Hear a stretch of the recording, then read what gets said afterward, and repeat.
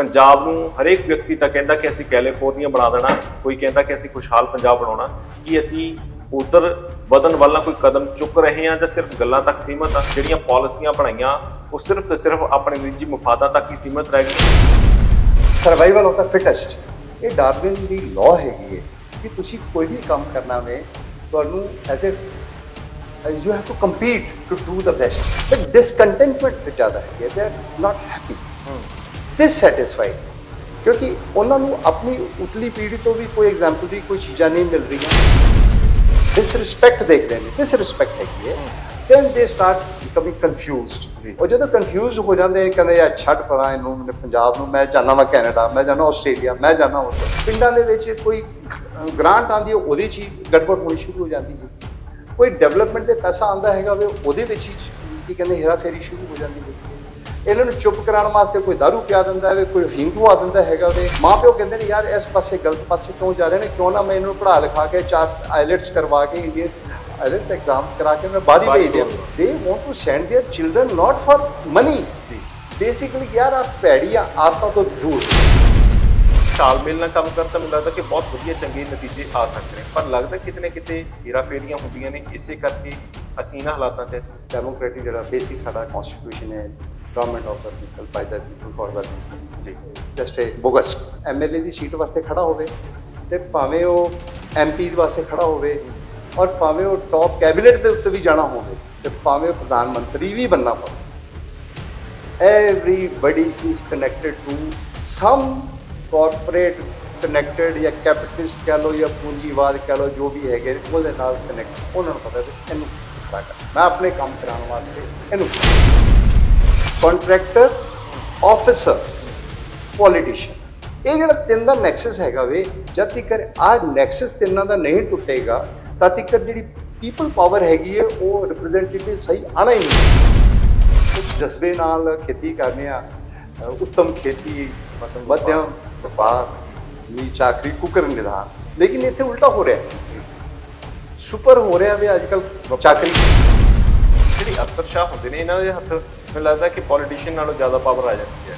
ये अपनी पावर का मिसयूज कितना कर रहे हैं, जिसका मैं लगता खुद को भोगी है चीज़ा देखिया 65 नंबर की गड्डी नाइट सिक्योरिटी पूरे इंडिया चलती है, weather you see Bombay, Bangalore, Madhya Pradesh, Rajasthan, Delhi. एक रिजर्व बैंक ऑफ इंडिया के एक अफसर ने एक पॉलिसी बना दी थी, गैजेट नोटिफिकेशन भी नाल इशू करवा था कि this business will be done by agencies वो है 1 बिलियन नेट, 100 करोड़। वो सारा का सारा कॉन्ट्रैक्ट किसी को चला गया, बड़े व्यापारी को गिने तुरे 3-4 यूथ किस तरीके उन्होंने मोटिवेट किया जा सकता भी विदेशों के जाके कला भविख नहीं हैगा, इतने भी किसी बड़िया रैंक पहुंच सकते। Very good.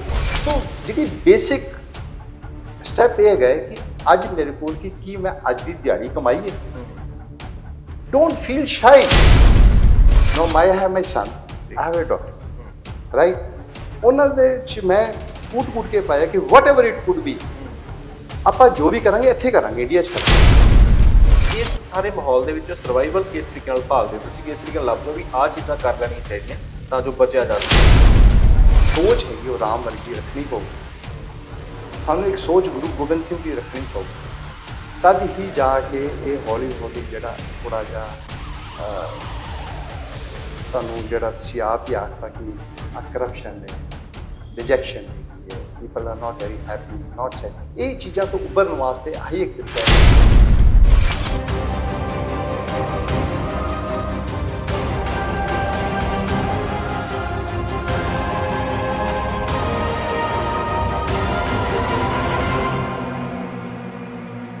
सत श्री अकाल दोस्तों, इस वक्त तुहाडे नाल तुहाडा अपना दोस्त हरदीप सिंह भोगल प्रोग्राम अफसरशाह लैके हाजिर हाँ न्यूज़ ओनली ते तुहाडे नाल इस प्रोग्राम के जरिए असीं अक्सर कोशिश कर रहे हैं कि सांझ पाई जाए कि पंजाब इन्हां हालातां च पहुंचा क्यों। बहुत सारी चीज़ां ने साडे आले दुआले लगातार वापर रहीआं, पर एक चीज़ समझण वाली है कि ब्रेन ड्रेन हो रहा है कि इहदे विचों सार्थक चीज़ां निकल सकदियां ने। पंजाब नूं हरेक व्यक्ति तां कहंदा कि असीं कैलीफोर्निया बना देना, कोई कहंदा कि असीं खुशहाल पंजाब बनाउणा, कि असीं उधर वधन वाला कोई कदम चुक रहे हैं जां सिर्फ गल्लां तक सीमित आ? ਕਿ ਪੰਜਾਬ ਦੇ ਵਿੱਚ ਸਮੇਂ-ਸਮੇਂ ਤੇ ਜਿਹੜੀਆਂ ਸਰਕਾਰਾਂ ਰਹੀਆਂ ਨੇ ਉਹਨਾਂ ਨੇ ਪੰਜਾਬ ਦੇ ਲਈ ਕੋਈ ਚੰਗਾ ਕਦਮ ਵੀ ਚੁੱਕਿਆ ਜਾਂ ਜਿਹੜੀਆਂ ਪਾਲਿਸੀਆਂ ਬਣਾਈਆਂ ਉਹ ਸਿਰਫ ਤੇ ਸਿਰਫ ਆਪਣੇ ਨਿੱਜੀ ਮੁਫਾਦਾਂ ਤੱਕ ਹੀ ਸੀਮਿਤ ਰਹਿ ਗਈਆਂ। ਬਹੁਤ ਸਾਰੀਆਂ ਚੀਜ਼ਾਂ ਨੇ ਜਿਹੜੀਆਂ ਸਮਝਣ ਵਾਲੀਆਂ ਨੇ ਕਿ ਪੰਜਾਬ ਅੱਜ ਇਹਨਾਂ ਹਾਲਾਤਾਂ 'ਚ ਪਹੁੰਚਿਆ ਕਿਉਂ। ਗੱਲਬਾਤ ਕਰਨ ਦੇ ਲਈ ਸਾਡੇ ਨਾਲ ਜੀਪੀਐਸ ਵਿਰਕ ਰਹਿਣਗੇ। ਕਰਨਲ ਜੀਪੀਐਸ ਵਿਰਕ ਦੇ ਨਾਲ ਗੱਲਬਾਤ ਕਰਕੇ ਸਮਝਾਂਗੇ ਕਿ ਉਹ ਇਹਨਾਂ ਹਾਲਾਤਾਂ ਨੂੰ ਕਿਸ ਨਜ਼ਰੀਏ ਨਾਲ ਸਮਝਦੇ ਨੇ। ਸਰ ਬਹੁਤ-ਬਹੁਤ ਸਵਾਗਤ ਤੁਹਾਡਾ ਜੀ। Thank you. ਵਿਰਕ ਸਾਹਿਬ, ਜਦੋਂ ਅਸੀਂ ਤੁਹਾਡੀ ਸ਼ੁਰੂਆਤ ਦੀ ਅਸੀਂ ਗੱਲ ਕਰੀਏ, ਮੈਨੂੰ ਲੱਗਦਾ ਕਿ ਜਦੋਂ ਵੀ ਮੈਂ ਕਿਸੇ ਕਰਨਲ ਜਾਂ ਕਿਸੇ ਵੱਡੇ ਅਹੁਦੇ ਦੇ ਰੈਂਕ ਵਾਲੇ ਅਫਸਰ ਨਾਲ ਬੈਠਦਾ ਮੈਨੂੰ ਆਪਣੇ ਆਪ ਨੂੰ ਮਾਣ ਮਹਿਸੂਸ ਹੁੰਦਾ ਕਿ ਤੁਸੀਂ ਇੰਨੀ ਮਿਹਨਤ ਕੀਤੀ ਹੈ ਤੇ ਅਸੀਂ ਤੁਹਾਡੀ ਸੰਗਤ ਦੇ ਵਿੱਚ ਬੈਠ ਕੇ ਫਖਰ ਮਹਿਸੂਸ ਕਰਦੇ ਹਾਂ ਕਿ ਤੁਸੀਂ ਇੰਨਾ ਕੁਝ ਕੀਤਾ ਹੈਗਾ।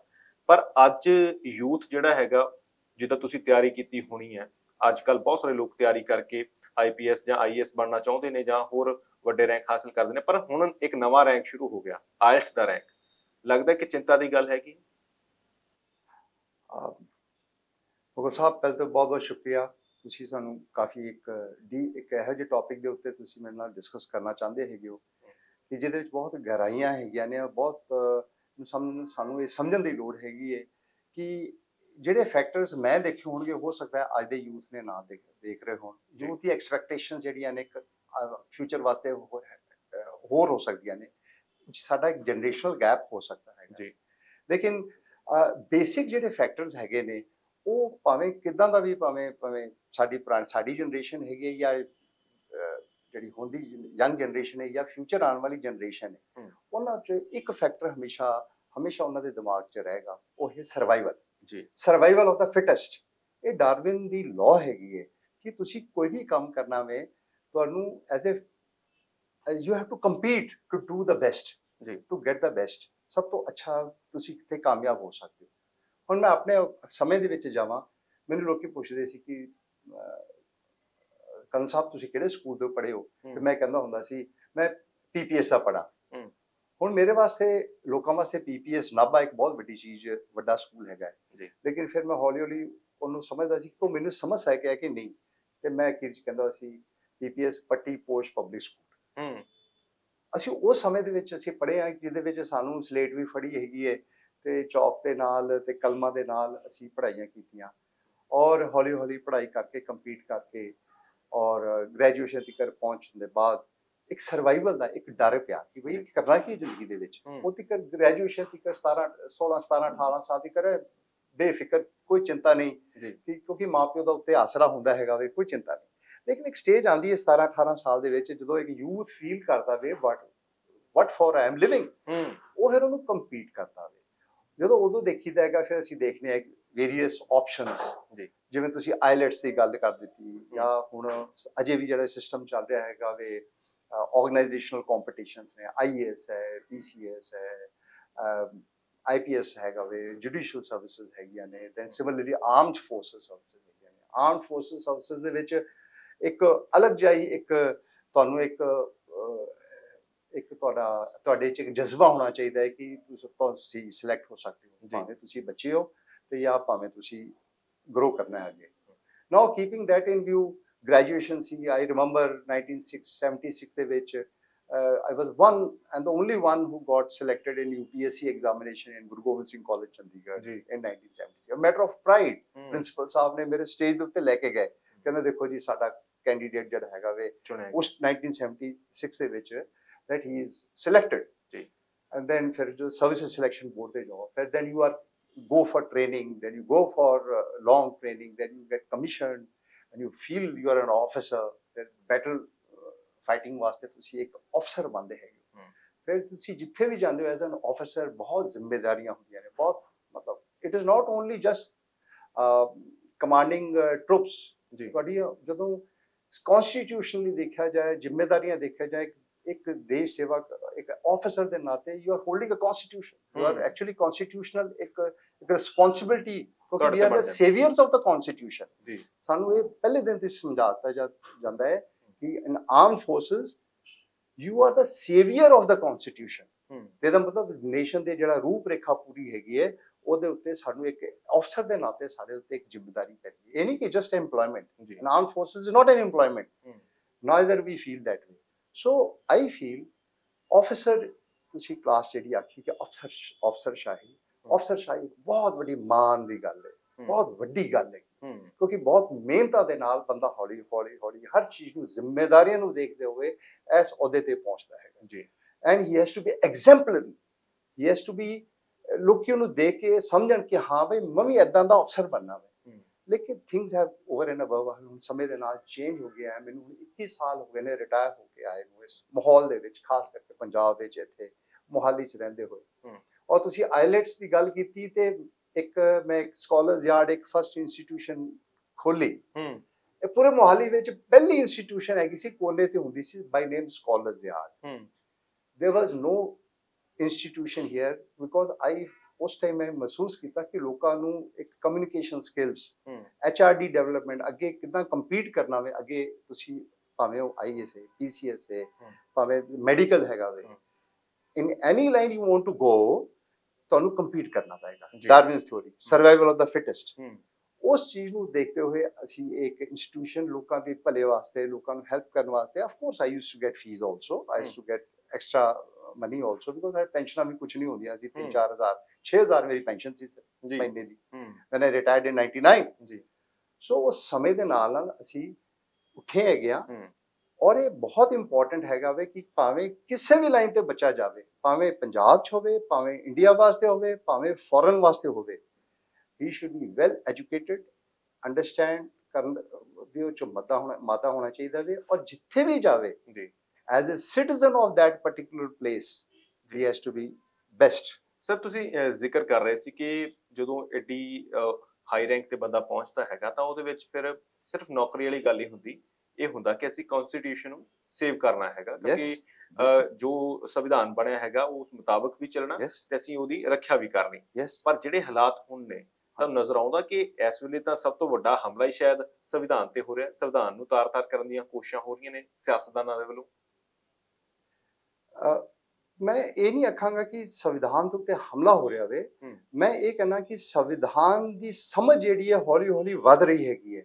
ਔਰ ਜੋ ਚੀਜ਼ਾਂ ਸਾਡੇ ਸੰਵਿਧਾਨ ਵਿੱਚ ਲਿਖੀਆਂ ਸੀ, ਮੈਨੂੰ ਅਜੇ ਵੀ ਲੱਗਦਾ ਹੈ ਕਿ ਅਸੀਂ ਅਜੇ ਵੀ ਸਾਨੂੰ ਤਕਰੀਬਨ 50 ਸਾਲ ਹੋਰ ਲੱਗਣਗੇ ਕਿ ਪੂਰੀ ਪੋਪੂਲੇਸ਼ਨ ਨੂੰ ਇਸ ਸੰਵਿਧਾਨਿਕ ਜਿਹੜੀ ਪਾਵਰ ਦਿੱਤੀ ਗਈ ਹੈਗੀ ਲੋਕਾਂ ਨੂੰ ਸਮਝਣ ਵਾਸਤੇ, ਸਮਝਣ ਔਰ ਸਮਝਾਉਣ ਵਾਸਤੇ, ਅਜੇ ਦਿੱਕਤ ਹੈ।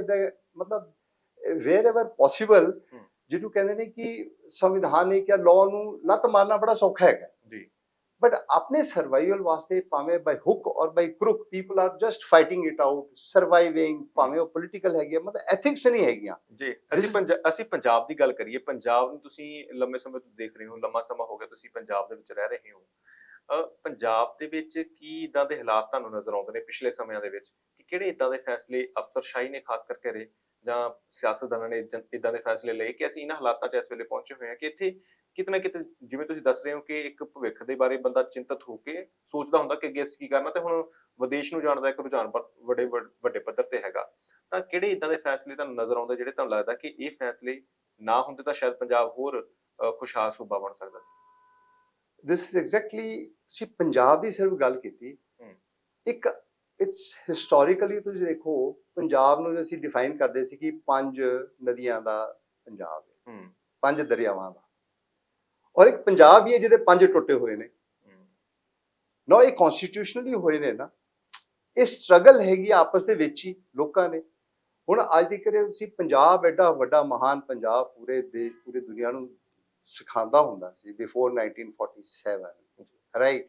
ਵੀ are divided today, you count Pakistan, some part of Punjab gone to Pakistan, ਇੱਧਰ ਤੁਸੀਂ ਦੇਖ ਲਓ Haryana, Himachal, Chandigarh, then you come to Punjab, so if you count ਕਰੋਗੇ ਤੇ 5 ਹੋ ਜਾਂਦੇ ਹੈ। Now keeping that in view, ਇਹ ਪਿਛਲੇ 50 ਸਾਲ ਦੇ ਵਿੱਚ, ਔਰ ਖਾਸ ਕਰਕੇ 20 years ਦੇ ਵਿੱਚ ਜਿਹੜੀ ਪੋਲਿਟਿਕਸ ਦੇਖੀ ਹੈਗੀ ਹੈ, ਆਰਮੀ ਤੋਂ ਆ ਕੇ ਮੈਂ ਸਿਵਲ ਚ ਆ ਕੇ ਜਦ ਲੋਕਾਂ ਦੀ ਇਹ ਪੋਲੀਟੀਕਲ ਇੱਕ এনवायरमेंट ਦੇਖਿਆ ਹੈਗਾ, ਇਸ ਇਲਾਕੇ ਦੇ ਡਿਸਸੈਟੀਸਫੈਕਸ਼ਨ ਬਹੁਤ ਜ਼ਿਆਦਾ ਹੈ, ਐਗਰੈਸਿਵਨੈਸ ਹੈਗੀ ਹੈ ਜੀ। ਮੈਂ ਐਗਰੈਸਿਵ, ਚਲੋ ਪੰਜਾਬੀ ਵੈਸੇ ਹੀ ਐਗਰੈਸਿਵ ਹੈਗੇ ਨੇ, they are strong people, but discontentment ਜ਼ਿਆਦਾ ਹੈਗੀ ਹੈ, they are not happy, dissatisfied, ਕਿਉਂਕਿ ਉਹਨਾਂ ਨੂੰ ਆਪਣੀ ਉਤਲੀ ਪੀੜ੍ਹੀ ਤੋਂ ਵੀ ਕੋਈ ਐਗਜ਼ਾਮਪਲਰੀ ਕੋਈ ਚੀਜ਼ਾਂ ਨਹੀਂ ਮਿਲ ਰਹੀਆਂ, ਨਾ ਉਹਨਾਂ ਨੂੰ ਕੋਈ ਫ੍ਰੀ ਇੱਕ ਕੰਮ ਕਰਨ ਦੀ ਇੱਕ ਕੋਈ ਪਾਥ ਨਹੀਂ ਮਿਲ, ਰਾਹ ਨਹੀਂ ਮਿਲ ਰਿਹਾ ਹੈਗਾ। ਔਰ ਹਰ ਪਾਸੇ ਤੁਸੀਂ ਦੇਖੋ, ਕਦੀ ਨਾ ਕਦੀ ਚੰਡੀਗੜ੍ਹ ਜੀ, ਪੰਜਾਬ ਹਰਿਆਣਾ ਨਾਲ ਜਾਣਾ ਹੈ, ਕਦੀ ਇਹਦੇ ਨਾਲ ਜਾਣਾ ਵੇ, then they are only fighting it out for their survival, political survival. ਜਦੋਂ ਪੋਲੀਟੀਕਲ ਸਰਵਾਈਵਿਲਿਟੀ ਵਿੱਚ ਦੇਖਦੇ ਨੇ ਲੋਕਾਂ ਨੂੰ, ਉਹ ਵੀ ਉੱਥੋਂ ਵੀ ਯੂਥ ਮਿਸਗਾਈਡ ਹੋ ਜਾਂਦਾ ਵੇ। ਜਦੋਂ ਇਕਨੋਮਿਕ ਕੀ ਕਹਿੰਦੇ ਨੇ, ਇਕਨੋਮਿਕ ਸਟਰਗਲ ਦੇ ਵਿੱਚ ਦੇਖਨੇ, ਜਿਵੇਂ ਫਾਰਮ ਲੇਟਲੀ ਆ ਫਾਰਮਸ ਲਾਜ਼ ਦੇ ਵਿੱਚ ਐਜੀਟੇਸ਼ਨ ਹੋਇਆ ਹੈਗਾ ਵੇ, ਰਾਈਟ ਔਰ ਰੋਂਗ, ਬਟ ਔਨ ਗਰਾਊਂਡ ਦੇ ਵਿੱਚ ਜਿਹੜਾ ਐਗਜ਼ਾਮਪਲ ਹੋਇਆ, ਇਟ ਇਜ਼ ਵੈਰੀ ਰੋਂਗ। ਕਿਉਂਕਿ ਦੇਖੋ ਸੀ, ਵੀ ਆਰ ਪ੍ਰੋਟੈਸਟਿੰਗ ਵਾਟ, ਸੋ ਐਜ਼ ਇੱਥੇ ਇੱਕ ਕਨਫਿਊਜ਼ਨ ਹੋ ਜਾਂਦਾ ਵੇ ਮਾਈਂਡ ਦੇ ਵਿੱਚ। ਪਾਵਰ ਹੰਗਰੀ ਪੀਪਲ ਦੇ ਆਫਿਸਰਸ ਦੇ ਜਿਹੜੇ ਟ੍ਰੇਨ ਹੋ ਕੇ ਆਪਣੇ ਨੇਸ਼ਨ ਪੁਆਇੰਟ ਆਫ ਵਿਊ ਨਾਲ ਸਰਵਾਈਵ, ਦੇਸ਼ ਨੂੰ ਤਗੜਾ ਬਣਾਉਣਾ ਚਾਹੁੰਦੇ ਹੈਗੇ ਨੇ, ਮਤਲਬ ਇੱਕ ਇਹਨਾਂ ਦੀ ਡਿਵੈਲਪਮੈਂਟ ਹੈਗੀ ਹੈ। ਔਰ ਥਰਡ, ਜਿਹੜਾ ਯੂਥ ਡਿਵੈਲਪ ਹੋ ਰਿਹਾ ਹੈਗਾ ਵੇ, ਉਹ ਇੱਕ ਕਨਫਿਊਜ਼ਨ ਵਿੱਚ ਕ੍ਰੀਏਟ ਹੋ ਜਾਂਦਾ ਹੈ ਇਨ ਦੇ ਪ੍ਰੋਸੈਸ। ਅੱਜ ਦੀ ਤਰੀਕ ਵਿੱਚ ਆਈ ਫੁੱਲੀ ਐਗਰੀ ਵਿਦ ਯੂ ਕਿ ਖਾਸ ਕਰਕੇ ਮੈਂ ਇਹ ਵੀ ਦੇਖਿਆ ਹੈਗਾ ਵੇ ਕਿ ਆ ਜਿਹੜੇ ਸਾਡਾ ਇੱਕ ਨਾਲ ਹੀ ਇੱਕ ਕਮਿਊਨਲ ਇੱਕ ਐਂਗਲ ਸ਼ੁਰੂ ਹੋ ਜਾਂਦਾ ਵੇ ਕਿ ਬਈ ਸਿੱਖ ਨੇ ਤੇ ਹਿੰਦੂ ਨੇ ਤੇ ਮੁਸਲਮ ਹੈਗੇ ਨੇ, ਉਹ ਜਦੋਂ ਕਮਿਊਨਲ disrespect ਦੇਖਦੇ ਨੇ, disrespect ਹੈਗੀ ਹੈ, then they start becoming confused। ਉਹ ਜਦੋਂ confused ਹੋ ਜਾਂਦੇ ਨੇ, ਕਹਿੰਦੇ ਯਾਰ ਛੱਡ ਪਰਾਂ ਇਹਨੂੰ, ਪੰਜਾਬ ਨੂੰ, ਮੈਂ ਜਾਣਾ ਵਾ ਕੈਨੇਡਾ, ਮੈਂ ਜਾਣਾ ਆਸਟ੍ਰੇਲੀਆ, ਮੈਂ ਜਾਣਾ ਉੱਥੇ, ਉਹਨੂੰ ਕੋਈ ਫਰਕ ਨਹੀਂ ਪੈਂਦਾ। He is a free man, he is a powerful strong man, Punjabi ਦੇ ਵਿੱਚ strong man, he wants to live. ਬਾਕੀ ਕੰਟਰੀਆਂ ਦੇ ਜਾ ਕੇ ਉਹਨਾਂ ਨੇ ਕਿੰਨੀਆਂ ਮੱਲਾਂ ਦੇ ਆਰ ਡੂਇੰਗ ਵੰਡਰਫੁਲ। ਉੱਥੇ ਵੀ ਉਹਨੂੰ ਹਰ ਚੀਜ਼ ਪਾਵਰ ਮਿਲ ਰਹੀ ਹੈ। ਇੱਥੋਂ ਵੀ ਇੱਕ ਗੱਲ ਤਾਂ ਸਾਫ਼ ਹੋ ਜਾਂਦੀ ਹੈ ਨਾ ਕਿ ਇੱਥੇ ਰਹਿ ਕੇ ਉਹਨਾਂ ਨੂੰ ਸ਼ਾਇਦ ਉਨੀ ਸਪੇਸ ਨਹੀਂ ਮਿਲੀ, ਜਾਂ ਉਸ ਤਰੀਕੇ ਦੀ ਆਜ਼ਾਦੀ ਨਹੀਂ। This is right word you have used, sorry ਮੈਂ ਇਹ ਵਰਡ ਯੂਜ਼, ਇੱਥੇ ਉਹਨਾਂ ਨੂੰ ਸਪੇਸ ਨਹੀਂ ਮਿਲ ਰਹੀ। ਨਾਈਦਰ ਪੋਲੀਟੀਕਲੀ ਦੇ feel little they are struggling, ਕੋਈ ਐਥੀਕਲ ਨਹੀਂ ਹੈਗੀ ਇੱਥੋਂ ਦੀ ਜਿਹੜੀ ਦੇਖੋ ਸਪੇਸ ਤੁਹਾਨੂੰ ਕੋਈ ਵੀ ਚਾਹੀਦੀ ਹੋਵੇ, ਐਥੀਕਲ ਤੇ ਹੋਣੀ ਚਾਹੀਦੀ ਹੈ ਜੀ, ਕਰਪਸ਼ਨ ਫ੍ਰੀ ਤੇ ਹੋਣੀ ਚਾਹੀਦੀ ਹੈ, ਚੀਟਿੰਗ ਵਾਲੀ ਨਹੀਂ ਹੋਣੀ ਚਾਹੀਦੀ। ਬਟ ਹੇਅਰ ਦੇ ਸੇ ਐਵਰੀ ਸੈਕੰਡ ਡੇ ਇਹਦੇ ਕਿ ਆਪਣੀ ਜ਼ਮੀਨ ਦੇ ਇੱਕ ਪਾਰਟੀਸ਼ਨ ਵਾਸਤੇ ਵੀ ਚੀਟਿੰਗ ਸ਼ੁਰੂ ਹੋ ਜਾਂਦੀ ਹੈ। ਪਿੰਡਾਂ ਦੇ ਵਿੱਚ ਕੋਈ ਗ੍ਰਾਂਟ ਆਉਂਦੀ ਹੈ, ਉਹਦੇ 'ਚ ਹੀ ਗੜਬੜ ਹੋਣੀ ਸ਼ੁਰੂ ਹੋ ਜਾਂਦੀ ਹੈਗੀ ਹੈ। ਕੋਈ ਡਿਵੈਲਪਮੈਂਟ ਦੇ ਪੈਸਾ ਆਉਂਦਾ ਹੈਗਾ ਵੇ, ਉਹਦੇ ਵਿੱਚ ਹੀ ਕੀ ਕਹਿੰਦੇ ਹੇਰਾਫੇਰੀ ਸ਼ੁਰੂ ਹੋ ਜਾਂਦੀ ਹੈਗੀ ਹੈ। ਇਹਨਾਂ ਨੂੰ ਚੁੱਪ ਕਰਾਉਣ ਵਾਸਤੇ ਕੋਈ ਦਾਰੂ ਪਿਆ ਦਿੰਦਾ ਵੇ, ਕੋਈ ਅਫੀਮ ਖਵਾ ਦਿੰਦਾ ਹੈਗਾ ਵੇ, ਉਧਰ ਕਰਪਸ਼ਨ ਹੋ ਜਾਂਦੀ ਹੈਗੀ ਹੈ। ਮਾਂ ਪਿਓ ਕਹਿੰਦੇ ਨੇ ਯਾਰ ਇਸ ਪਾਸੇ ਗਲਤ ਪਾਸੇ ਕਿਉਂ ਜਾ ਰਹੇ ਨੇ, ਕਿਉਂ ਨਾ ਮੈਂ ਇਹਨੂੰ ਪੜ੍ਹਾ ਲਿਖਾ ਕੇ 4 ਆਈਲੈਟਸ ਕਰਵਾ ਕੇ, ਇੰਡੀਅਨ ਆਈਲੈਟਸ ਐਗਜ਼ਾਮ ਕਰਾ ਕੇ ਮੈਂ ਬਾਹਰ ਹੀ ਭੇਜ ਦਿਆਂ। ਉਹ 90% of the parents they want to send their children not for money ਜੀ, ਬੇਸਿਕਲੀ ਯਾਰ ਆ ਭੈੜੀਆਂ ਆਦਤਾਂ ਤੋਂ ਦੂਰ ਹੋ। ਮਤਲਬ ਕੋਈ ਇਧਰੇ ਕੋਈ ਅਨਐਮਪਲੋਇਮੈਂਟ ਦੇ ਵਿੱਚ ਨਾ ਇਥੇ ਅਪੋਰਚੁਨਿਟੀਜ਼ ਨਹੀਂ ਹੈ। ਵੈਸੇ ਲੱਗਦਾ ਸਰ ਕਿ ਪਾਲਿਸੀਜ਼ ਮੇਕਰ ਜਿਹੜੇ ਹੁੰਦੇ ਨੇ, ਜਿਨ੍ਹਾਂ ਨੂੰ ਅਸੀਂ ਚੁਣ ਕੇ ਭੇਜਦੇ ਹਾਂ, ਜਿਨ੍ਹਾਂ ਨੇ ਸੰਵਿਧਾਨ ਦੇ ਤਹਿਤ ਉਹਨਾਂ ਨੂੰ ਇੱਕ ਕਨਸਟੀਟਿਊਸ਼ਨਲ ਪੋਸਟ ਮਿਲਦੀ ਆ, ਅਸੀਂ ਉਹਨਾਂ ਨੂੰ ਨੀਤੀ ਘਾੜੇ ਵੀ ਕਹਿੰਦੇ ਆ, ਐਮਐਲਏ ਹੋ ਕੇ ਜਿਹੜੇ ਅਸੀਂ ਆਪਣੇ ਖੇਤਰਾਂ 'ਚੋਂ ਭੇਜਦੇ ਹਾਂ, ਇੱਕ ਉਹਨਾਂ ਦੀ ਜ਼ਿੰਮੇਵਾਰੀ ਹੁੰਦੀ ਹੈ ਕਿਉਂਕਿ ਉਹਨਾਂ ਨੂੰ ਅਸੀਂ ਚੁਣ ਕੇ ਭੇਜਿਆ, ਉਹਨਾਂ ਨੇ ਸਾਡੇ ਭਵਿੱਖ ਦੇ ਲਈ ਪਾਲਿਸੀਜ਼ ਤੈਅ ਕਰਨੀਆਂ ਹੈਗੀਆਂ, ਤੇ ਇੱਕ ਨਾਲ ਉਹਨਾਂ ਦੀ ਇੱਕ ਕਲਾਸ ਹੁੰਦੀ ਜਿਹੜੀ ਅਫਸਰਸ਼ਾ, ਜਿਹਨੂੰ ਆਪਾਂ ਕਹਿੰਦੇ ਹਾਂ ਕਿ IAS ਅਫਸਰਸ ਹੋ ਗਏ। ਇਹ ਦੋਹੀ ਤਾਲਮੇਲ ਨਾਲ ਕੰਮ ਕਰ ਤਾਂ ਮੈਨੂੰ ਲੱਗਦਾ ਕਿ ਬਹੁਤ ਵਧੀਆ ਚੰਗੇ ਨਤੀਜੇ ਆ ਸਕਦੇ ਨੇ, ਪਰ ਲੱਗਦਾ ਕਿਤੇ ਨਾ ਕਿਤੇ ਹੇਰਾਫੇਰੀਆਂ ਹੁੰਦੀਆਂ ਨੇ, ਇਸੇ ਕਰਕੇ ਅਸੀਂ ਇਹਨਾਂ ਹਾਲਾਤਾਂ 'ਚ ਇਸ ਵਕਤ।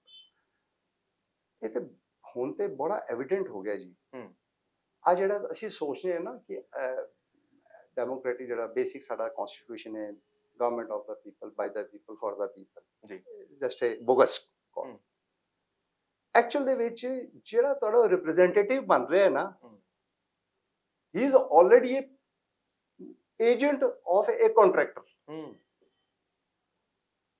ਨਾ ਅਗਰ ਮੈਂ ਰੀਡ ਕੀਤਾ ਵੇ, ਕੋਈ ਵੀ ਆਵੇ, ਭਾਵੇਂ ਤੁਹਾਡੇ MLA ਦੀ ਸੀਟ ਵਾਸਤੇ ਖੜਾ ਹੋਵੇ, ਤੇ ਭਾਵੇਂ ਉਹ MP ਵਾਸਤੇ ਖੜਾ ਹੋਵੇ, ਔਰ ਭਾਵੇਂ ਉਹ ਟੌਪ ਕੈਬਨਿਟ ਦੇ ਉੱਤੇ ਵੀ ਜਾਣਾ ਹੋਵੇ, ਤੇ ਭਾਵੇਂ ਉਹ ਪ੍ਰਧਾਨ ਮੰਤਰੀ ਵੀ ਬਣਨਾ ਪਵੇ, everybody is connected to some corporate connected ਜਾਂ ਕੈਪੀਟਲਿਸਟ ਕਹਿ ਲਓ ਜਾਂ ਪੂੰਜੀਵਾਦ ਕਹਿ ਲਓ, ਜੋ ਵੀ ਹੈਗੇ ਉਹਦੇ ਨਾਲ ਕਨੈਕਟਡ। ਉਹਨਾਂ ਨੂੰ ਪਤਾ ਵੀ ਇਹਨੂੰ ਖੜਾ ਕਰਨਾ, ਮੈਂ ਆਪਣੇ ਕੰਮ ਕਰਾਉਣ ਵਾਸਤੇ ਇਹਨੂੰ ਖੜਾ ਕਰਨਾ।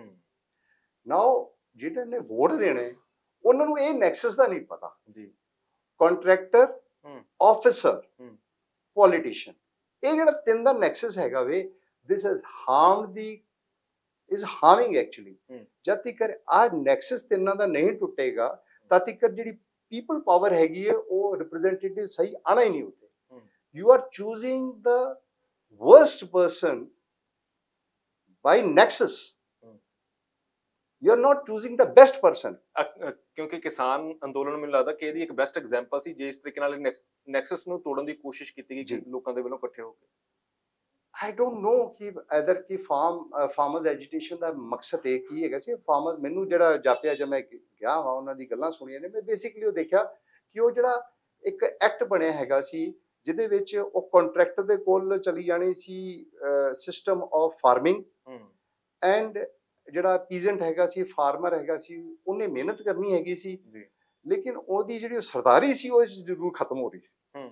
ਜਿਹੜੀ ਅਜੇ ਤੱਕ ਅਸੀਂ ਜਿਹੜੇ ਕਹਿੰਦੇ ਆ ਕਿ ਆਪਣੇ ਖੇਤਾਂ ਦੇ ਵਿੱਚ ਮਜ਼ਦੂਰ ਬਣ ਕੇ ਰਹਿ ਜਾਣਾ, ਉਹ ਜਿਹੜੀ ਹਾਂ ਜਿਹੜਾ ਗੁਰੂ ਨਾਨਕ ਦੇਵ ਜੀ ਕਹੇ ਜਦੋਂ ਅਸੀਂ ਉਸ ਕੀ ਕਹਿੰਦੇ ਨਾ ਉਸ ਜਜ਼ਬੇ ਨਾਲ ਖੇਤੀ ਕਰਨੇ ਆ, ਉੱਤਮ ਖੇਤੀ, ਮੱਧਮ ਵਪਾਰ, ਨੀ ਚਾਕਰੀ, ਕੁਕਰ ਨਿਧਾਨ, ਲੇਕਿਨ ਇੱਥੇ ਉਲਟਾ ਹੋ ਰਿਹਾ ਜੀ, ਸੁਪਰ ਹੋ ਰਿਹਾ ਵੇ ਅੱਜ ਕੱਲ ਚਾਕਰੀ। ਨਹੀਂ, ਇਹ ਵਪਾਰ ਛੱਡੋ, ਚਾਕਰੀ ਕਿਉਂਕਿ ਚਾਕਰੀ is a key man, he is connecting the contractor and the politician also. So this is ਚਾਕਰੀ ਜਿਹੜੀ ਹੈਗੀ ਉਹ ਟੌਪ ਤੇ ਜਾ ਰਹੀ ਹੈ ਜੀ। So this is where ਅਫਸਰਸ਼ਾਹੀ ਤੁਸੀਂ ਗੱਲ ਕਰਦੇ ਹੋ, ਅਫਸਰਸ਼ਾਹੀ ਇੱਥੇ ਜਾ ਰਹੀ ਹੈ ਅੱਜ ਕੱਲ। ਵੈਸੇ ਸਰ ਜਿਹੜੀ ਅਫਸਰਸ਼ਾਹ ਹੁੰਦੇ ਨੇ ਇਹਨਾਂ ਦੇ ਹੱਥ ਮੈਨੂੰ ਲੱਗਦਾ ਕਿ ਪੋਲੀਟੀਸ਼ੀਅਨ ਨਾਲੋਂ ਜ਼ਿਆਦਾ ਪਾਵਰ ਆ ਜਾਂਦੀ ਹੈ। ਇਹ ਆਪਣੀ ਪਾਵਰ ਦਾ ਮਿਸਯੂਜ਼ ਕਿੱਦਾਂ ਕਰਦੇ? ਤੁਸੀਂ ਤਾਂ ਮੈਨੂੰ ਲੱਗਦਾ ਖੁਦ ਭੋਗੀ ਹੈਗੇ ਆ, ਚੀਜ਼ਾਂ ਦੇਖੀਆਂ ਨੇ ਤੁਸੀਂ ਨੇੜੇ। ਐਕਚੁਅਲੀ ਨਾ the most intelligent person in all three, educated person ਤਿੰਨ, ਕੰਟਰੈਕਟਰ, ਪੋਲੀਟੀਸ਼ੀਅਨ ਤੇ ਅਫਸਰ ਦੇ ਵਿੱਚ ਸਭ ਤੋਂ ਜ਼ਿਆਦਾ ਇੰਟੈਲੀਜੈਂਟ ਐਂਡ ਹਰ ਚੀਜ਼ ਉਹਦੇ ਕੋਲ ਹੈਗੀ, ਉਹਨੂੰ ਹਰ ਚੀਜ਼, ਉਹਨੂੰ ਹਿਸਟਰੀ ਵੀ ਪਤਾ ਵੇ, ਉਹਨੂੰ ਵਿਜ਼ਨ ਵੀ ਪਤਾ ਹੈਗਾ। ਉਹਦੇ ਕੋਲ ਕੋਈ ਵੀ ਅਗਰ ਪਾਲਿਸੀ ਲਿਆਵੇ ਉਹ 2 ਮਿੰਟ ਦੇ ਵਿੱਚ ਸਮਝ ਜਾਏਗਾ। ਦ ਸਮਾਰਟੈਸਟ ਪਰਸਨ ਇਜ਼ ਆਫਿਸਰ ਜੀ। ਆਫਿਸਰ ਮੈਂ ਅਜੇ ਵੀ ਕਹਿੰਦਾ ਭਾਵੇਂ ਉਹ ਕਿਧਰੇ ਵੀ ਜਾਵੇ, ਉਹ ਜਿਹੜਾ ਅਫਸਰਸ਼ਾਹੀ ਦੀ ਜਿਹੜੀ ਕੰਮ ਕਹਿੰਦੇ ਹੋ, ਇਹਨੇ ਹਰ ਇਸ ਸਿਸਟਮ ਨੂੰ ਕੰਟਰੋਲ ਕਰਦਾ। ਹੀ ਮੇਕਸ ਪੋਲੀਟੀਸ਼ੀਅਨ ਨੇ ਕੀ ਕੰਮ ਕਰਵਾਉਣਾ ਹੈਗਾ ਵੇ ਜਾਂ ਪੋਲੀਟੀਸ਼ੀਅਨ ਤੋਂ ਕੀ ਕੰਮ ਕਰਵਾਉਣਾ ਹੈ, ਕੰਟਰੈਕਟਰ ਕਿਹੜਾ ਲਗਵਾਉਣਾ ਹੈਗਾ ਵੇ, ਪੋਲੀਟੀਸ਼ੀਅਨ ਨੇ ਲਗਵਾਉਣਾ, ਉਹ ਸਾਰਾ ਇਹ ਜਿਹੜਾ ਟ੍ਰਾਇੰਗਲ ਬਣਦਾ ਵੇ ਬੜਾ ਇੰਟਰਸਟਿੰਗ ਹੈਗਾ ਜੀ। I will give you an example. ਤੁਸੀਂ ਉਹ ਐਗਜ਼ਾਮਪਲ ਦੀ ਗੱਲ ਕੀਤੀ। ਮੈਂ ਮੋਹਾਲੀ ਤੋਂ after my retirement I also started business, cash van business. ਇੱਕ ਗੱਡੀ ਤੋਂ ਮਤਲਬ 15 ਸਾਲਾਂ 17 ਸਾਲਾਂ ਦੇ ਵਿੱਚ ਇੱਕ ਗੱਡੀ ਤੋਂ ਮੈਂ 300 350 ਗੱਡੀਆਂ ਬਣਾਤੀਆਂ। It took me 17 years. ਔਰ ਪੈਨ ਇੰਡੀਆ ਗੱਡੀਆਂ ਚਲਾਉਂਦਾ ਸੀ, PV 65 ਨੰਬਰ ਦੀ ਗੱਡੀ, ਨਾਈਟ ਸਿਕਿਉਰਿਟੀ ਦੀ, ਪੂਰੇ ਇੰਡੀਆ ਚੱਲਦੀ ਸੀ। Whether you see Bombay, Bangalore, Madhya Pradesh, Rajasthan, Delhi, Assam, Jorhat, Tinsukia, Srinagar, anywhere, Himachal, Punjab, ਹਰ ਪਾਸੇ ਗੱਡੀਆਂ 300 350 ਗੱਡੀਆਂ ਚੱਲਦੀਆਂ।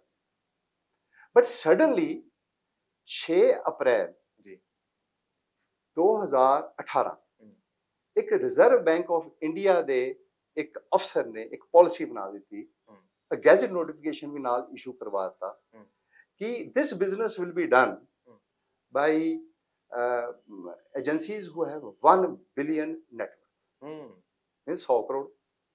ਹੁਣ ਜੋ 100 ਕਰੋੜ ਨੈਟਵਰਥ ਨੇ ਇਹ ਗੱਡੀਆਂ ਹੀ ਚਲਾਉਣ ਵਾਸਤੇ ਬਿਜ਼ਨਸ ਕਰਨਾ ਮੈਂ, ਤੁਸੀਂ ਦੇਖੋ ਇਹਦਾ ਇਫੈਕਟ ਕੀ ਹੋਇਆ ਆਲ ਓਵਰ ਇੰਡੀਆ। ਉਹ ਜਦੋਂ ਵੀ ਟੈਂਡਰ ਪਾਉਂਦੇ ਸੀ, ਨੈਚੁਰਲੀ ਅਸੀਂ ਐਜ਼ ਐ SME MSC company, small company ਜਿਹਨੇ 20-25-30 ਕਰੋੜ ਦਾ ਸਾਲਾਨਾ ਕੰਮ ਕਰ ਰਿਹਾ, ਉਹ ਸਾਰਾ ਦਾ ਸਾਰਾ ਕੰਟਰੈਕਟ ਕਿਹਦੇ ਕੋਲ ਚਲਾ ਗਿਆ? ਵੱਡੇ ਵਪਾਰੀ ਕੋਲ।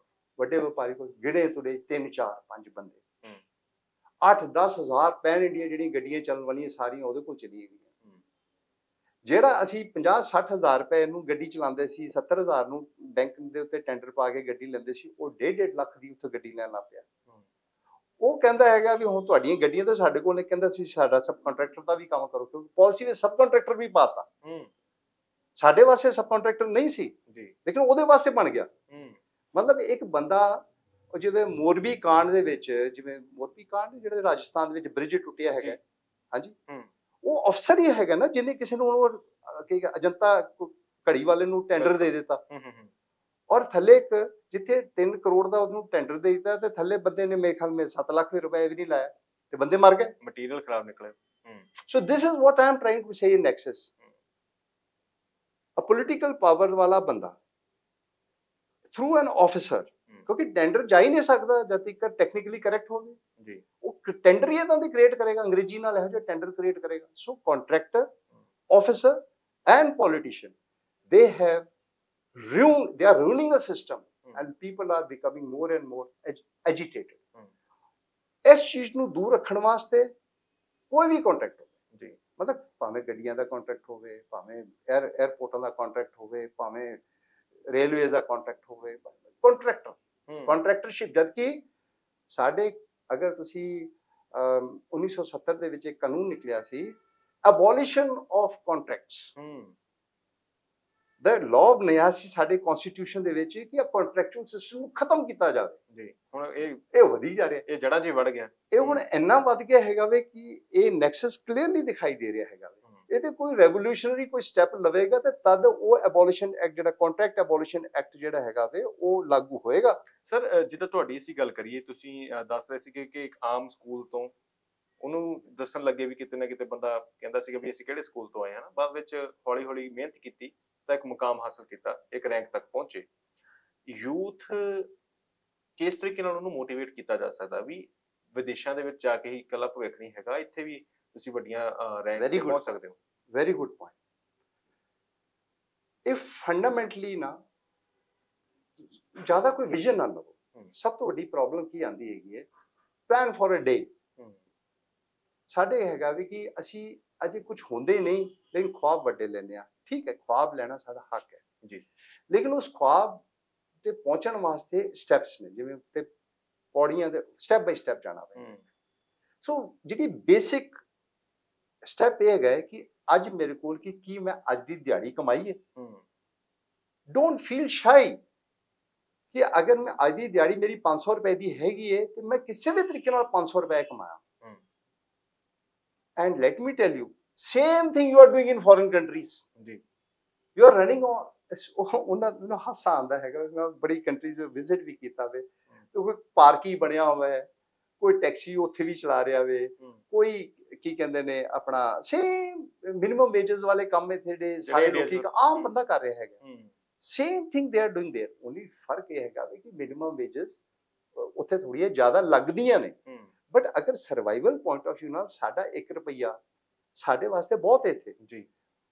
ਉੱਥੇ ਤੁਹਾਨੂੰ 70 ਰੁਪਏ ਮਤਲਬ ਕੈਨੇਡਾ ਦੇ ਅਗਰ 70 ਦਿਖਾਈ ਦਿੰਦੇ ਨੇ ਤੇ ਉਹਦੇ ਵਾਸਤੇ ਠੀਕ ਨੇ, ਇਕੁਅਲ ਹੈਗੇ ਨੇ। ਬਟ ਹਾਂ ਉੱਥੇ ਤੁਸੀਂ ਖਾਓ ਨਾ, ਇੱਥੇ 50 ਪੈਸੇ ਜੋੜੋਗੇ, ਉੱਥੇ ਵੀ ਤੁਸੀਂ 35 ਰੁਪਏ ਜੋੜੋਗੇ, ਤੇ ਜਦੋਂ ਇੱਥੇ 35 ਰੁਪਏ ਲੈ ਕੇ ਆਓਗੇ ਤਾਂ ਤੁਹਾਨੂੰ ਲੱਗਦਾ ਯਾਰ ਕੈਨੇਡਾ 'ਚ ਹੈਗਾ ਬਹੁਤ ਵੱਡਾ ਕੰਮ ਕਰ ਰਿਹਾ। But if you have to compare the survivability competitively at a good way of life, you can enjoy in India also. Now I have my son, I have a daughter, right? ਉਹਨਾਂ ਦੇ ਚ ਮੈਂ ਕੂਟ ਕੇ ਪਾਇਆ ਕਿ whatever it could be, ਆਪਾਂ ਜੋ ਵੀ ਕਰਾਂਗੇ ਇੱਥੇ ਕਰਾਂਗੇ, ਇੰਡੀਆ 'ਚ ਕਰਾਂਗੇ ਜੀ। And let me tell you, my son competitively he became a doctor in 32 medical college ਤੋਂ। My daughter, she again competitively became a doctor, totally on merit, ਮਿਹਨਤ ਨਾਲ। And then thereafter they are very senior, my son is a ortho-oncologist, bone cancer specialist at Dr. Jagandeep Singh Virk, now in Paras Hospital. He is married to another neurologist, again competitively and meritorious, in India only, and they don't want to work outside. They say no, we will work in India.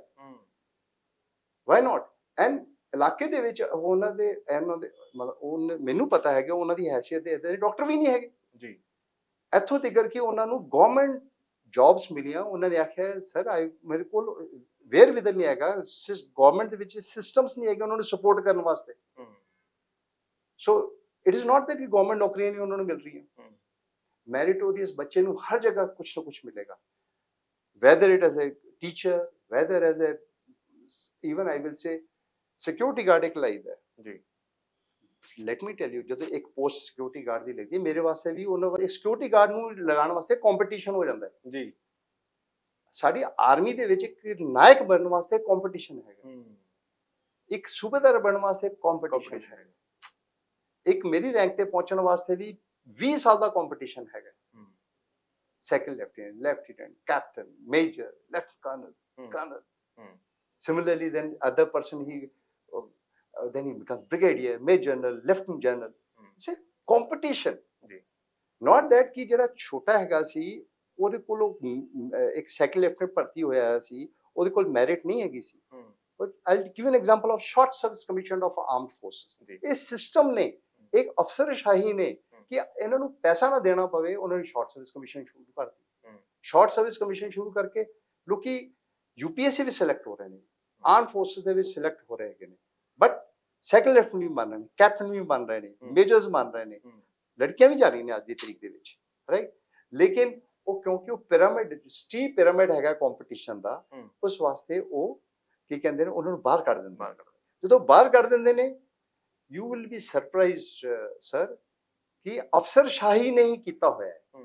It is nothing political. ਲੋਕਾਂ ਨੂੰ ਤਾਂ ਪਤਾ ਹੀ ਨਹੀਂ ਹੈਗਾ ਕਿ politician ਤਾਂ ਇਹੋ ਜਿਹੇ ਪੋਲੀਟੀਸ਼ੀਅਨ ਨੇ, ਉਹਨਾਂ ਨੂੰ ਇਹ ਵੀ ਨਹੀਂ ਪਤਾ ਕਿ 1971 ਦੇ ਵਿੱਚ ਲੜਾਈ ਹੋਈ ਸੀ ਹਿੰਦੁਸਤਾਨ ਦੇ ਵਿੱਚ। ਲੇਕਿਨ ਅਫਸਰਸ਼ਾਹੀ ਨੇ ਐਦਾਂ ਕੰਮ ਕੀਤਾ ਹੋਇਆ ਕਿ ਇਹ ਅਫਸਰਾਂ ਨੂੰ 8-10 ਹਜ਼ਾਰ ਅਫਸਰਾਂ ਨੂੰ ਸਾਨੂੰ ਪੈਸਾ ਨਹੀਂ ਦੇਣਾ ਪੈਗਾ, ਇਹਨਾਂ ਨੂੰ ਪੈਨਸ਼ਨ ਨਹੀਂ ਦੇਣਾ ਦਿਓ, ਉਹ ਸ਼ਾਰਟ ਸਰਵਿਸ ਕਰ ਦਿਓ। ਉਸੇ ਬੇਸਿਸ ਤੇ ਅਗਨੀਵੀਰ ਸ਼ੁਰੂ ਹੋ ਗਿਆ। ਵੈਸੇ ਹੈਰਾਨੀ ਹੋਈ ਸੀ ਜਦੋਂ ਅਗਨੀਵੀਰ ਵਾਲੀ ਗੱਲ ਤੁਹਾਡੇ ਕੰਨਾਂ ਤੱਕ ਪਹੁੰਚੀ? ਸਰ ਏਦਾਂ ਹੈ, ਇਹਦੇ ਕਿਉਂਕਿ ਮੈਂ ਸ਼ਾਰਟ ਸਰਵਿਸ ਅਫਸਰ ਰਿਹਾ ਹਾਂ, ਇਹਦੇ ਫਾਇਦੇ ਬੜੇ ਨੇ ਜੀ, ਇਹਦੇ ਫਾਇਦੇ ਬਹੁਤ ਹੈਗੇ ਨੇ। ਮੈਂ ਤਾਂ ਕਹਿੰਦਾ ਕਿ ਜਿਵੇਂ ਸ਼ਾਰਟ ਸਰਵਿਸ ਕਮਿਸ਼ਨ ਆਰਮ ਫੋਰਸਸ ਵਿੱਚ ਹੈਗੀ ਨਾ, ਐਦਾਂ ਤੁਸੀਂ IAS IPS PCS ਰੇਲਵੇਜ਼ ਹਰ ਜਗ੍ਹਾ ਇੱਕ ਪੂਰੀ ਸ਼ਾਰਟ ਸਰਵਿਸ ਕਰ ਦਿਓ, ਦੇਖੋ ਇਹਨਾਂ ਦੀ ਅਫਸਰਸ਼ਾਹੀ ਬੰਦ ਹੋ ਜਾਏਗੀ। It is because of this ਕਿ ਉਹ ਇੱਕ ਵਾਰ ਐਂਟਰੀ ਕਰ ਗਿਆ, ਉਹਨੂੰ ਪਤਾ ਹੈਗਾ ਮੈਂ 65 ਸਾਲ ਤੱਕ ਮੈਂ ਹਿੱਲਣ ਵਾਲਾ ਨਹੀਂ ਇੱਥੋਂ, ਪੋਲੀਟੀਸ਼ੀਅਨ ਕੋਈ ਆਵੇ ਉਹ ਕੋਈ ਫਰਕ ਨਹੀਂ ਪੈਂਦਾ ਜੀ। ਬਟ ਅਗਰ ਇਹ ਸ਼ਾਰਟ ਸਰਵਿਸ ਕਮਿਸ਼ਨ ਇੰਕਲੂਡਿੰਗ ਇਵਨ ਅਗਨੀਵੀਰਸ, ਮੈਂ ਇਹ ਨਹੀਂ ਕਹਿੰਦਾ ਕਿ ਅਗਨੀ ਨੂੰ ਕੋਈ ਸ਼ੌਕ ਲੱਗਿਆ, nothing, because I am used to it. ਅਸੀਂ 5 ਸਾਲ ਸ਼ਾਰਟ ਸਰਵਿਸ ਰਹੇ ਜੀ, ਬਟ ਦਰਦ ਇਸ ਗੱਲ ਦਾ ਹੁੰਦਾ ਹੈ। ਹੁਣ ਇੱਥੇ ਅਫਸਰਸ਼ਾਹੀ ਦੀ ਅਗਰ ਮੈਂ ਅਲਫਾਜ਼ ਠੀਕ ਯੂਜ਼ ਕਰਾਂ, ਥੋੜੀ ਜਿਹੀ ਬੇਈਮਾਨੀ ਹੈ। ਕੀ ਬੇਈਮਾਨੀ ਹੈਗੀ ਹੈ ਕਿ ਜਿਹੜਾ 4 ਸਾਲ 5 ਸਾਲ ਉੱਥੇ ਤੁਹਾਡੇ ਕੋਲ ਅੰਦਰ ਕੰਮ ਕਰਕੇ ਆਇਆ ਹੈ, ਚਲੋ ਜਿੱਦਾਂ ਵੀ ਜਿਸ ਵੀ, ਉਹ ਸਿਪਾਹੀ ਤੇ ਹੈ ਨਹੀਂ, ਹੈ ਅਗਨੀਵੀਰ ਹੈਗਾ, 4 ਸਾਲ ਤੁਹਾਡੇ ਨਾਲ ਰਿਹਾ, ਉਹ ਬਾਹਰ ਆਏਗਾ ਨਾ, ਉਹਦਾ ਪ੍ਰੋਵੀਡੈਂਟ ਫੰਡ ਹੈ ਨਾ, ਉਹਦੀ ਕੋਈ ਸੋਸ਼ਲ ਸਿਕਿਉਰਿਟੀ ESI ਹੈ, ਉਹਨੂੰ ਤੁਸੀਂ 14 ਲੱਖ ਰੁਪਈਆ ਦੇ ਦਿਓਗੇ, 14 ਲੱਖ ਤੇ ਦੂਜੇ ਦਿਨ ਉਹਦੇ ਇੱਕ ਪਹਿਲੇ ਵਿਆਹ ਦੇ ਵਿੱਚ ਹੀ ਖਤਮ ਹੋ ਜਾਣਗੇ। ਯਾਰ 4 ਸਾਲ ਦੀ ਜਿਹੜੀ ਉਹਦੀ ਸਰਵਿਸ ਹੈਗੀ ਹੈ, ਨੋਰਮਲ ਤੁਸੀਂ ਇੱਕ ਟ੍ਰੇਨੀ ਵਰਕਮੈਨ ਤੁਸੀਂ ਇੰਡਸਟਰੀ ਚ ਰੱਖ ਦਿਓ, ਤਾਂ ਉਹਦਾ ਪਹਿਲੇ ਦਿਨ ਤੋਂ ਹੀ ਤੁਸੀਂ PF ਕੱਟਦੇ ਹੈਗੇ ਹੋ, ਉਹਨੂੰ ਐਟੀ ਸੋਸ਼ਲ ਸਿਕਿਉਰਿਟੀ ਦੇ ਦਿਓ। ਉਹ 4 ਸਾਲ ਬਾਅਦ ਆਏਗਾ, ਉਹ ਕੋਈ ਪਤਾ ਹੀ ਨਹੀਂ ਜੀ, ਉਸ ਤੋਂ ਬਾਅਦ ਕਰਨਾ ਕੀ ਉਹ ਵੀ ਨਹੀਂ ਪਤਾ। This is non as exploitation of human resource, ਕਿਉਂਕਿ ਸਾਡੇ ਕੋਲ ਮੈਨ ਪਾਵਰ ਹੈਗੀ ਹੈ, ਸਾਡੇ ਕੋਲ ਕੋਈ ਅਨਇੰਪਲੋਇਮੈਂਟ ਨੂੰ ਐਕਸਪਲੋਇਟ ਨਹੀਂ ਕਰਨਾ ਚਾਹੀਦਾ। ਲੇਕਿਨ best of the man power ਨੂੰ ਸਿਲੈਕਟ ਕਰਕੇ ਪੂਰੀ ਇੱਜ਼ਤ ਦੇ ਨਾਲ ਅਗਰ ਤੁਸੀਂ ਇੰਡੀਆ ਵਿੱਚ ਰੱਖਨੇ ਆ, ਅਸੀਂ ਇੱਥੇ ਰੱਖਨੇ ਆ, ਇਜ਼ ਨੋ ਪ੍ਰੋਬਲਮ। ਫੋਰਨ ਵਾਲੀ ਕੰਟਰੀ ਵਿੱਚ ਜਾ ਕੇ ਫੋਰਨ ਆਰਮੀਜ਼ ਹੈਗੀਆਂ ਨੇ, ਉਹ ਇੰਡੀਅਨ ਲੋਕਾਂ ਨੂੰ ਅਬਜ਼ੌਰਬ ਕਰੀ ਜਾ ਰਹੇ ਹਨ। ਵੈਸੇ ਤੁਸੀਂ ਇਹ ਵੀ ਚੀਜ਼ ਨੋਟਿਸ ਕੀਤੀ ਹੋਣੀ, ਪੰਜਾਬ ਦੇ ਲਈ ਵੀ ਇੱਕ ਵੱਡਾ ਝਟਕਾ ਹੈ, ਕਿਉਂਕਿ ਪੰਜਾਬ ਤੋਂ ਵੱਧ ਨੌਜਵਾਨ ਜਿਹੜੇ ਉਹ ਫੌਜ ਦੇ ਵਿੱਚ ਜਾਣਾ, ਅਸੀਂ ਦੇਖਦੇ ਹਾਂ ਕਿ ਗਿਣਤੀ ਹਮੇਸ਼ਾ ਪੰਜਾਬੀਆਂ ਦੀ ਬਹੁਤ ਜ਼ਿਆਦਾ ਰਹਿੰਦੀ ਹੈ ਫੌਜ ਦੇ ਵਿੱਚ ਜਾਣ ਦੀ। ਸਰ ਅਸੀਂ ਇਹ ਨੈਚੁਰਲ ਹੈਗਾ ਵੇ, ਬਿਕੋਜ਼ ਪੰਜਾਬ ਦੇ ਵਿੱਚ ਪੰਜਾਬ ਦੀ ਉਹੀ ਕਹਾਣੀ ਆ ਗਈ ਕਿ ਸਾਨੂੰ ਸਰਵਾਈਵਿਲਿਟੀ ਵਾਸਤੇ ਲੜਨਾ ਹੀ ਪਿਆ। अब मैं ਜਿਹੜੀ ਪੱਗ ਵੀ ਪਾਈ ਹੈ, ਕਿਸੇ ਗੁਰੂ ਨੇ ਮੈਨੂੰ ਅਗਰ ਆਖਿਆ ਕਿ ਪਾਣੀ ਹੈਗੀ ਹੈ, ਕਿਉਂਕਿ ਉਸ ਟਾਈਮ ਸਮਾਂ ਇਦਾਂ ਦਾ ਸੀ, ਉਹਨੇ ਵੀ ਇਹੋ ਜਿਹੀ ਯੂਨੀਫਾਰਮ ਪਵਾਤੀ ਕਿ ਬੇਟੇ ਅਗਰ ਭਰਾਵੋ ਅਗਰ यूनिफॉर्म पा के मेरे नाल नहीं तगड़े हो गए, मेरे नाल दे 1.25 लाख से एक लड़ाऊं, वो मोटिवेशन से एक लीडर दी, मिलिट्री लीडर ਤੁਸੀਂ ਸਮਝੋ ਉਸ ਟਾਈਮ ਜੀ, ਜਿਹਨੇ ਸਾਰੇ ਨੂੰ ਵਾਰ ਦਿੱਤਾ, ਆਪਣੇ ਪਰਿਵਾਰ ਨੂੰ ਵੀ ਨਹੀਂ ਬੌਦਰ ਕੀਤਾ, ਲੇਕਿਨ ਸਰਵਾਈਵਿਲਿਟੀ ਆਫ ਦਾ ਨੇਸ਼ਨ, ਆਪਰੇਸ਼ਨ ਤੋਂ ਅਗੇਂਸਟ ਵਾਸਤੇ, ਸੋ ਉਹ ਜਿਹੜੀ ਸਰਵਾਈਵਿਲਿਟੀ ਵਾਸਤੇ, ਸੋ ਜਦੋਂ ਅਸੀਂ ਉਹ ਚੀਜ਼ਾਂ ਨੂੰ ਦੇਖਨੇ ਹੈਗੇ ਆ, ਤਾਂ ਅਸੀਂ ਆਪਣੇ ਆਪ ਨੂੰ ਸੈਪਰੇਟ ਨਾ ਸਮਝੀਏ। Yes, as a Punjab always like our past, ਸਾਨੂੰ ਹਮੇਸ਼ਾ ਆਪਣੇ ਸਰਵਾਈਵਲ ਵਾਸਤੇ, ਦੇਸ਼ ਦੇ ਸਰਵਾਈਵਲ ਵਾਸਤੇ, ਦੇਸ਼ ਦੀ ਕੇ ਅਗੇਂਸਟ ਕੋਈ ਹਾਨੀ ਨਾ ਹੋਵੇ, ਸਾਨੂੰ ਪੰਜਾਬੀਆਂ ਨੂੰ ਤੇ ਹਮੇਸ਼ਾ 100% ਤਿਆਰ ਰਹਿਣਾ ਪਏਗਾ, ਕਿਉਂਕਿ ਪਹਿਲਾ ਝਟਕਾ ਸਾਡੇ ਉੱਤੇ ਹੀ ਲੱਗਣਾ ਜੀ। ਹੁਣ ਸਰ ਜਦੋਂ ਅਸੀਂ ਇਸ ਪੂਰੇ ਤਾਣੇ ਬਾਣੇ ਦੇ ਵਿੱਚੋਂ ਇਹ ਚੀਜ਼ ਸਮਝਣ ਦੀ ਕੋਸ਼ਿਸ਼ ਕਰਦੇ ਹਾਂ ਕਿ ਅਸੀਂ ਬਚਣਾ ਕਿਵੇਂ ਹੈਗਾ, ਕਿਉਂਕਿ ਅਟੈਕ ਤਾਂ ਹੋ ਰਹੇ ਨੇ ਹਰੇਕ ਤਰੀਕੇ ਨਾਲ, ਹਰੇਕ ਚੀਜ਼, ਹਰੇਕ ਬੰਦੇ ਨੇ ਜਾਂ ਵਪਾਰੀ ਨੇ ਆਪਣਾ ਫਾਇਦਾ ਦੇਖਣਾ ਹੈਗਾ, ਸਿਆਸਤਦਾਨ ਜਿਹੜੇ ਉਹਨਾਂ ਨੇ ਆਪਣਾ ਫਾਇਦਾ ਦੇਖਣਾ ਹੈਗਾ, ਜਿਹੜੀ IAS ਕਲਾਸ ਹੈਗੀ ਇਹਨਾਂ ਨੇ ਆਪਣਾ ਫਾਇਦਾ ਦੇਖਣਾ ਹੈਗਾ, ਤੇ ਇੱਕ ਜਿਹੜੀ ਅਸੀਂ ਪੁਲਿਸ ਕਲਾਸ ਕਹਿੰਦੇ ਹਾਂ ਉਹ ਆਪਣੇ ਹਿਸਾਬ ਨਾਲ ਚੱਲੀ ਹੋਈ ਹੈ ਨਾ, ਤੰਤਰਾਂ ਦੇ ਨਾਲ ਜੁੜ ਕੇ। ਤਾਂ ਇਹ ਕਹਿੰਦੇ ਕਿ ਆਰਗੇਨਾਈਜ਼ਡ ਕ੍ਰਾਈਮ ਚੱਲ ਰਿਹਾ ਇਸ ਵੇਲੇ, ਜਿਹਨੂੰ ਜਿਹੜਾ ਨੈਕਸਸ ਬੜਾ ਖਤਰਨਾਕ ਹੈਗਾ ਸਾਡੇ ਲਈ। ਇਸ ਸਾਰੇ ਮਾਹੌਲ ਦੇ ਵਿੱਚ ਸਰਵਾਈਵਲ ਕਿਸ ਤਰੀਕੇ ਨਾਲ ਭਾਲਦੇ ਹੋ ਤੁਸੀਂ, ਕਿਸ ਤਰੀਕੇ ਨਾਲ ਲੱਭਦੇ ਹੋ ਵੀ ਆਹ ਚੀਜ਼ਾਂ ਕਰ ਲੈਣੀਆਂ ਚਾਹੀਦੀਆਂ ਤਾਂ ਜੋ ਬਚਿਆ ਜਾ ਸਕੇ ਆਪਣੇ ਤੌਰ ਤੇ? ਇੱਥੇ ਅਗਰ ਮੈਂ ਥੋੜਾ ਜਿਹਾ ਗਿਆਨ ਮੇਰਾ ਠੀਕ ਹੋਵੇ, ਮੈਂ ਹਰ ਸਾਲ ਆਪ ਰਾਮਾਇਣ ਦਾ ਜਿਹੜਾ ਉਹ ਪ੍ਰੋਗਰਾਮ ਦਿਖਾਉਂਦੇ ਨੇ ਨਾ ਪੂਰਾ ਜੀ, ਦੁਸ਼ਹਿਰੇ ਤੋਂ ਪਹਿਲਾਂ, ਉਹ ਹਰ ਸਾਲ ਇੱਥੇ ਇੰਡੀਆ ਦੇ ਵਿੱਚ ਕਲਚਰਲੀ ਹੈਗਾ ਵੇ, ਮੈਂ ਆਲ ਓਵਰ ਇੰਡੀਆ ਦੇਖਿਆ ਚੱਲਦਾ ਹੈਗਾ, ਸਾਰਿਆਂ ਨੂੰ ਪਤਾ ਹੈ ਜੀ। ਜਿਹੜਾ ਉਸ ਟਾਈਮ ਤੇ ਅਗਰ ਰਾਮ ਰਾਜ ਕਹਿੰਦੇ ਆ ਨਾ, ਹੁਣ ਆਉਣ ਵਾਲਾ ਜਿਹੜਾ ਸਮਾਂ ਹੈ ਉਹ ਰਾਮ ਵਰਗਾ ਹੀ ਹੋਏਗਾ। ਇੱਕ ਚੀਜ਼ ਉਹ ਰਾਮ ਜਿਹੜਾ ਹੁਣ ਇਸ ਦੇਸ਼ ਦੇ ਵਿੱਚ ਅਗਰ ਆ ਚੀਜ਼ਾਂ ਨੂੰ ਬੰਦ ਕਰਨਾ ਵੇ, ਕਰਪਸ਼ਨ ਨੂੰ, ਚੀਟਿੰਗ ਨੂੰ, ਉਹ ਰਾਮ ਦੇ ਜਿਹੜੇ ਸਾਈਡ ਦੇ ਵਿੱਚ ਜਿਹੜਾ ਧਨੁਸ਼ ਨਿਵਾਣ ਲੱਗਿਆ ਹੈ ਨਾ, that is the sign of that he is a kshatriya, he is a soldier first, for saving the nation. So I consider this modern politicians and modern this nexus of officers and contractors much below that Ram. So as a soldier ਸਿਪਾਹੀ or as a soldier ਆਉਣ ਵਾਲਾ ਜਿਹੜਾ ਸਮਾਂ ਮੈਨੂੰ ਦਿਖਦਾ ਹੈਗਾ, you never know ਜਿਹੜੀ ਲਗਾਮ ਜਿਹੜੀ ਸਾਨੂੰ ਇੱਕ ਜਿਹੜੀ ਸੋਚ ਹੈਗੀ ਉਹ ਰਾਮ ਵਰਗੀ ਰੱਖਣੀ ਪਊਗੀ, ਸਾਨੂੰ ਇੱਕ ਸੋਚ ਗੁਰੂ ਗੋਬਿੰਦ ਸਿੰਘ ਦੀ ਰੱਖਣੀ ਪਊਗੀ, ਤਦ ਹੀ ਜਾ ਕੇ ਇਹ ਹੌਲੀ ਹੌਲੀ ਜਿਹੜਾ ਥੋੜਾ ਜਿਹਾ ਤੁਹਾਨੂੰ ਜਿਹੜਾ ਤੁਸੀਂ ਆਪ ਹੀ ਆਖਤਾ ਕਿ ਆ ਕਰਪਸ਼ਨ ਹੈ, ਡਿਜੈਕਸ਼ਨ ਹੈਗੀ ਹੈ, people are not very happy, not set, ਇਹ ਚੀਜ਼ਾਂ ਤੋਂ ਉੱਭਰਨ ਵਾਸਤੇ ਆਹੀ ਇੱਕ ਤਰੀਕਾ ਹੈ ਕਿ ਜਦ ਤੱਕ ਉਹ ਆਈਡਲੀ ਅਗਰ ਉਹ ਸਿਚੁਏਸ਼ਨ ਨਹੀਂ ਆਉਂਦੀ ਤੇ ਇਹ ਪ੍ਰੋਬਲਮਸ ਵਧਦੀਆਂ ਰਹਿਣਗੀਆਂ। ਔਰ ਜਿੰਨਾ ਛੇਤੀ ਇਹਨਾਂ ਨੂੰ ਅਸੀਂ ਕੰਟਰੋਲ ਕਰ ਲਾਂਗੇ, ਜਿੰਨਾ ਛੇਤੀ ਅਸੀਂ ਇਹਨਾਂ ਤੇ ਕਾਬੂ ਪਾ ਲਾਂਗੇ, ਉਹਨਾਂ ਸਾਡੇ ਵਾਸਤੇ ਵੀ ਸੌਖਾ, ਸਾਡੀ ਆਉਣ ਵਾਲੀ ਜਨਰੇਸ਼ਨ ਵਾਸਤੇ ਵੀ ਸੌਖਾ, ਔਰ ਪਰਮਾਤਮਾ ਸਾਡੇ ਦੇਸ਼ ਨੂੰ ਜਿਵੇਂ ਪ੍ਰੈਜ਼ੈਂਟ ਪ੍ਰਧਾਨ ਮੰਤਰੀ ਕਹਿੰਦੇ ਹੈਗੇ ਨੇ ਕਿ we are going to the ਵਿਸ਼ਵ ਗੁਰੂ, ਵਾਈ ਨਾਟ? ਦੇਖੋ as a officer I want to be the best, why not as a prime minister should feel the nation should be Vishwa Guru? Why not? Let him, I'm just giving an example. Why not our chief minister should be the best? Why should not our state be the best? So for every youth, अगर कोई भी काम कर रहा है, अगर एक सिपाही है, एक वर्कमैन हैगा वे, एक कोई हर एक अपने आप को महसूस करे कि आई एम द बेस्ट। जब तक कोई बेस्ट नहीं रहेगा वो फिर कुछ भी नहीं रहेगा। Officer also, contractor also, politician also, इन्हां वास्ते सर्वाइवबिलिटी बहुत डिफिकल्ट हो जानी। बहुत शुक्रिया सर, तुसी सਮਾਂ ਦਿੱਤਾ, ਬਹੁਤ ਧੰਨਵਾਦ ਤੁਹਾਡਾ। Sorry sir. ਤਾਂ ਸਨ ਕਰਨਲ ਜੀਪੀਐਸ ਵਿਰਕ ਜਿਹਨਾਂ ਨਾਲ ਗੱਲਬਾਤ ਕਰਕੇ ਸਮਝਣ ਦੀ ਕੋਸ਼ਿਸ਼ ਕੀਤੀ ਹੈ ਕਿ ਉਹ ਸਾਰੇ ਤਾਣੇ ਬਾਣੇ ਨੂੰ ਜਿਹੜਾ ਇਸ ਵੇਲੇ ਉਲਝਿਆ ਹੈਗਾ ਉਹਨੂੰ ਆਪਣੇ ਤਜਰਬੇ ਨਾਲ ਕਿਸ ਤਰੀਕੇ ਨਾਲ ਸਮਝਦੇ ਨੇ। ਤਾਂ ਬਹੁਤ ਸਾਰੀਆਂ ਬਰੀਕ ਚੀਜ਼ਾਂ ਉਹਨਾਂ ਨੇ ਸਮਝਾਈਆਂ ਨੇ ਕਿ ਕਿਸ ਤਰੀਕੇ ਨਾਲ ਕਿਹੜੇ ਲੋਕਾਂ ਨੇ ਨੈਕਸਸ ਬਣਾ ਕੇ ਸਾਡੇ ਨਾਲ ਧੋਖਾ ਕੀਤਾ ਹੈਗਾ। ਬਹੁਤ ਸਾਰੀਆਂ ਚੀਜ਼ਾਂ ਜਿਹੜੀਆਂ ਉਹਨਾਂ ਨੇ ਆਪ ਹੱਡੀ ਹੰਡਾਈਆਂ, ਉਹਨਾਂ ਦਾ ਵੀ ਜ਼ਿਕਰ ਕੀਤਾ, ਦੱਸਿਆ ਕਿ ਕਿਸ ਤਰੀਕੇ ਨਾਲ ਇੱਕ ਨੈਕਸਸ ਬਣਿਆ ਹੋਇਆ ਜਿਹਦੇ ਵਿੱਚ ਪੋਲੀਟੀਸ਼ੀਅਨ ਵੀ ਆ ਜਾਂਦਾ, ਜਿਹਦੇ ਵਿੱਚ ਇੱਕ ਅਫਸਰਸ਼ਾਹ ਜਿਹੜੇ ਨੇ ਉਹ ਵੀ ਆ ਜਾਂਦੇ, ਜਿਹਦੇ ਵਿੱਚ ਇੱਕ ਕੰਟਰੈਕਟਰ ਵੀ ਆ ਜਾਂਦਾ। ਜਾਣੀ ਕਿ ਕਿਸ ਤਰੀਕੇ ਨਾਲ ਇਸ ਜਾਲ ਦੇ ਵਿੱਚ ਅਸੀਂ ਆਮ ਲੋਕ ਉਲਝ ਚੁੱਕੇ ਹੈਗੇ ਆ, ਤਾਂ ਉਹਦੇ ਵਿੱਚੋਂ ਨਿਕਲਣਾ ਕਿਸ ਤਰੀਕੇ ਨਾਲ ਹੈਗਾ। ਤਾਂ ਬਹੁਤ ਸਾਰੀਆਂ ਟਿੱਪਣੀਆਂ, ਬਹੁਤ ਸਾਰੀਆਂ ਚੀਜ਼ਾਂ ਜਿਹੜੀਆਂ ਨੇ ਵੱਖਰੇ ਢੰਗ ਦੇ ਨਾਲ ਇਹਨਾਂ ਨੇ ਸਮਝਾਉਣ ਦੀ ਕੋਸ਼ਿਸ਼ ਕੀਤੀ। ਉਮੀਦ ਕਰਦੇ ਹਾਂ ਕਿ ਤੁਹਾਨੂੰ ਬਹੁਤ ਸਾਰੀਆਂ ਚੀਜ਼ਾਂ ਪਤਾ ਲੱਗੀਆਂ ਹੋਣਗੀਆਂ। ਤੁਸੀਂ ਇਸ ਬਾਰੇ ਕੀ ਸੋਚਦੇ ਹੋ? ਆਪਣੇ ਕਮੈਂਟ, ਆਪਣੀਆਂ ਟਿੱਪਣੀਆਂ ਸਾਡੇ ਨਾਲ ਜ਼ਰੂਰ ਸਾਂਝੇ ਕਰੋ। ਫਿਲਹਾਲ ਇਹ ਤੁਹਾਡੇ ਤੋਂ ਅੱਗੇ ਲੈਣੀ ਹੈ। ਬਹੁਤ ਬਹੁਤ ਧੰਨਵਾਦ।